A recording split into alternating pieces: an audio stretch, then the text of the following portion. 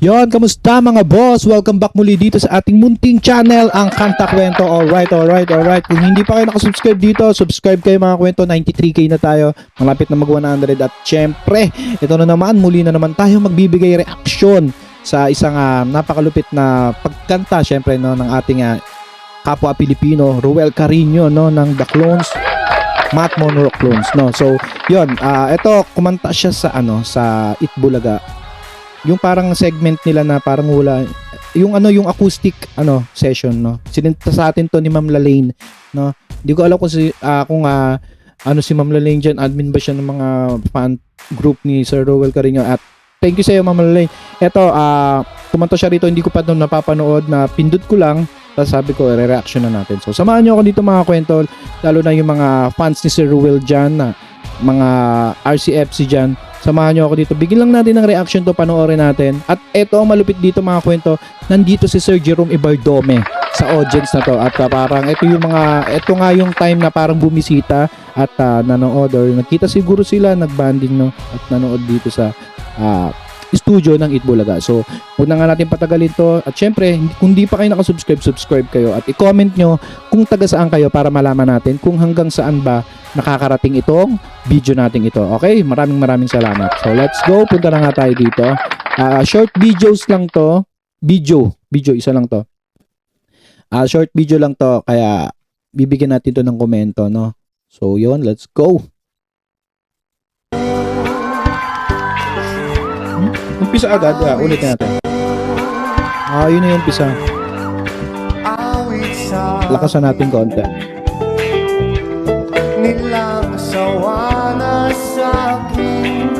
Ang kanta rito, isang hinahanap-hanap kita ng River Maya to. Original ng River Maya. Hindi ko alam kung kailan na-release to. 1994 ba? 95, no?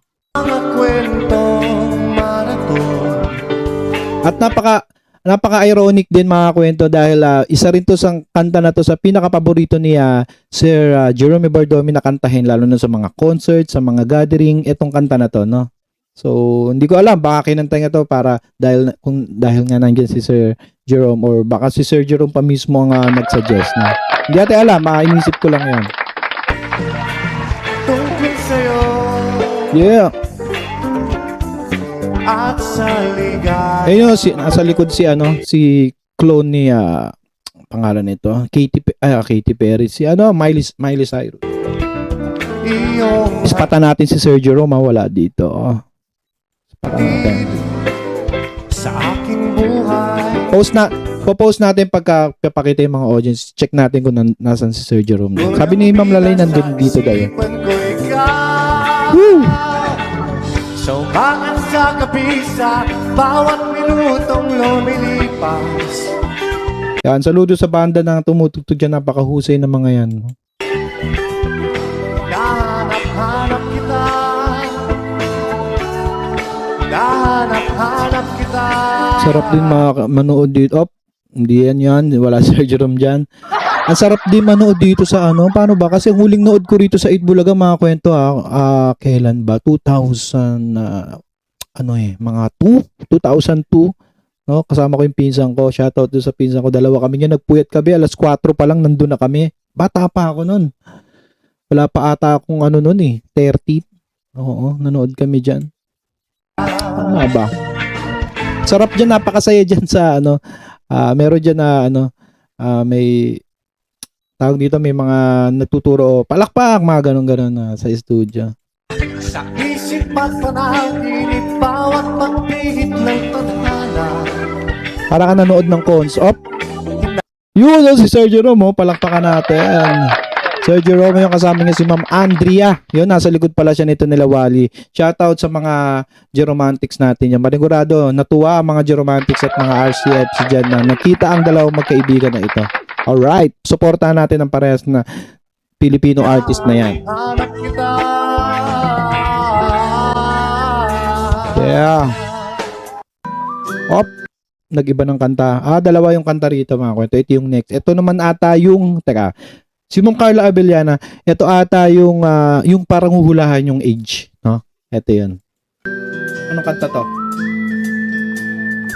Well, you know I can't smile without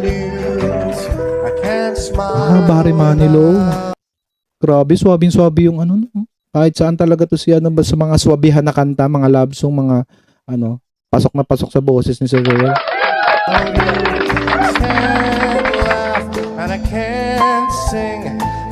Andito pa ba si Sir Jerome sa ano pa, ito pa ibang date na ata to, hindi na ata yun no. Ibang ano na to. Hindi, wala na siguro siya rito, no. Pero ito Carla Abellana, palakpakan natin, no. Hindi tumatanda, mga kwento, isa sa mga idol ko, mga actress yan, si Carla Abellana. Lalo na yung movie niya My Neighbor's Wife, napakaganda ng acting nila doon. To do anything you see, I feel sad when you're sad. I feel glad when you're glad. If you only knew what I'm going through. Oh. I just can't smile without you. Yeah. Oh, bitin.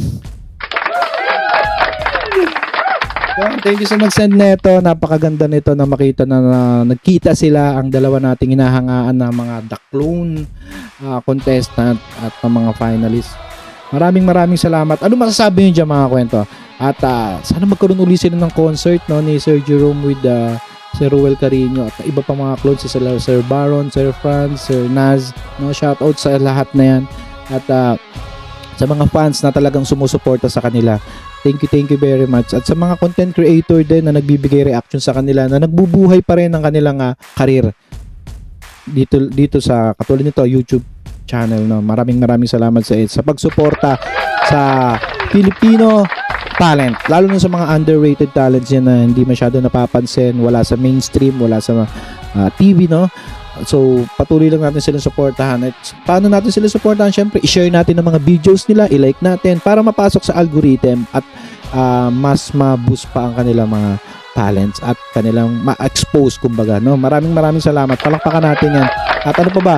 Abangan natin ang mga susunod na kanta na Sir Ruel, lalo na tuwing kasama niya ang Broadway Boys. Feeling ko ano na yun parang daily na yon or lagi na yon or weekly din ba yon, na lagi binibigyan sila ng ng time para kumanta sa Itbulaga. At kaya yan ang araw-araw nating aabangan kung ano ba ang kanilang mga kakantahin doon. At thank you. I-comment nyo kung meron kayong gustong bigyan natin ng reaksyon, komenta natin, no. At i-comment nyo yung link sa comment section, or pwede nyo rin akong i-PM direct sa ating Facebook page, Kanta Kwento Facebook page, no. I-search nyo lang, makikita nyo yun dyan. Meron yata yung 300 followers, no. Kung gusto nyo, follow din kayo doon. Maraming salamat, mga kwento, sa patuloy na pagsuporta at panonood dito sa ating channel. I-comment nyo kung taga saan kayo para malaman natin kung hanggang saan nakakarating tong video natin na to. Maraming salamat, mga kwento. Hanggang dito na lang tayo. Kita sa comment section. Muli, ito ang Kanta Kwento na nagsasabing mabuhay ang talentong Pilipino. Palakpakan tayo at see you on the next vlog. Goodbye. At sana mga kakwento ay mag-join kayo sa ating membership. Ito'y 25 pesos lamang upang ma-access nyo ang ating mga special emoji para sa comment section at mga early access sa ating mga content at marami pang iba. Salamat na agad, mga kakwento. Salamat sa pagsama sa akin hanggang dito sa dulo ng ating kwento.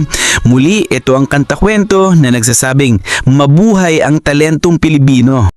Kanta Kwento, sabay-sabay tayong makinig, mga awit ng puso, damhin ang kanilang himig, mga talentadong Pilipino, sikat at di kilala sa Kanta Kwento. Sama-sama tayong sumayaw, iba't ibang kwento, bawat banda'y may kwento. Saan man sila galing, ipagmalaki natin to. Sa likod ng tugtugan, sakit at saya.